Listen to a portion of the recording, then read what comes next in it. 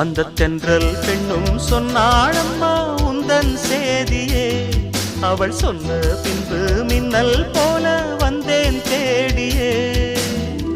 என்னை நீ தொட்டவுடன் என்னவோ பொன்னுதையா, முற்றுகை இட்டவுடன் சிற்றிடை தின்னுதையா. வெட்கம் விடுமோ அச்சம் விடுமோ, தக்க துணைதான் பக்கம் வருமோ. ஒரு சோல குயில் சோடி தன்ன கூடுது கூடுது வந்து, அது நெஞ்சோ தொட்டு நினப்பும் தொட்டு பாடுது பாடுது சிந்து. கிட்ட வருமோ ஒட்ட வருமோ.